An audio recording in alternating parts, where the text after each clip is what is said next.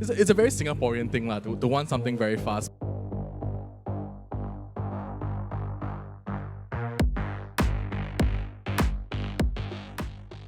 I'm glad that the Singapore government's first official tender for EV chargers, most of them in HDB car parks, has been completed. As of September 2022, EV owners are now able to tap more than 3,000 public charging points across the island, a 50% increase from a year before. From January to September 2022, EV made up 10% of all new car registrations in 2022. This is triple the adoption rate in 2021. Quite significant as well. Given all that, I think we can safely say that Singapore is on its way and beginning to make clear progress in its EV journey.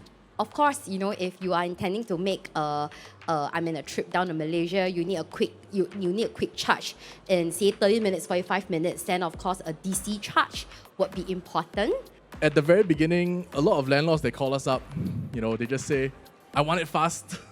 And they don't even know how much power they have available to do so. It's a very Singaporean thing to want something very fast. People don't really realize until they buy an EV or they really think about it, how long their car really stays parked for. But if they're going to be like doing ride hailing or taxis, they need a DC charger to go and run it. That's for the normal people. Commercial vehicles, on the other hand, they're plowing the roads as much as the commercial taxi, Grab, Gojek drivers. They need a quick charge every day. Price of fuel versus electricity, and you're running, let's say, 150 kilometers a day, 5 days a week, not 7, but 5. You should be able to save at least about $80,000 over 10 years, and that would equate to almost purchasing one extra vehicle, technically in operational costs. The savings for maintenance is one big part, which you could probably save 20, 30,000 over 10 years. But once you compute the cost of savings of petrol versus electricity, which these three individuals represent, the savings are tremendous. The more you drive, the more you save. I think that right now the LTA have done a great job incentivizing the SMEs from adopting EV vehicles, commercial vehicles, with the ETS and CVS going on. I think if this works well, if more can be done for them to pick up this adoption, the transition to electrifying their fleet. And I think right now, one of the key roadblocks when it comes to the greater adoption of commercial electric vehicles, I would say that there are two. One of them is lack of customizable options. So there are some people that need very specific things or features within their vehicle, such as refrigeration.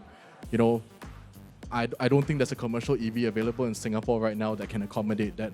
Second of all, if it's a very large commercial vehicle, right, then we are looking at things like, where can that vehicle actually charge?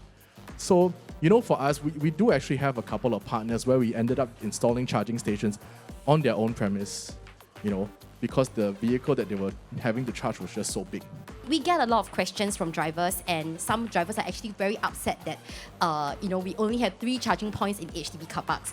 Whereas, you sometimes see condos having, say, 12 charging points, or shopping malls having a larger number of charging points, right? So HDB drivers, I think, to some extent, feel a little bit left out. But I think that's kind of like a work in progress. And I think it's good that as a nation, we start with a smaller number of charging points, and we scale up as the demand grows as well, and as the nation transits ourselves into a fully electrified nation. As long as the CPOs that are installing the chargers are following very closely with the guidelines given by the EMA, LTA, and of course SCDF, with the precautions made, this kind of situations can easily be deterred or unlikely to happen. Yeah.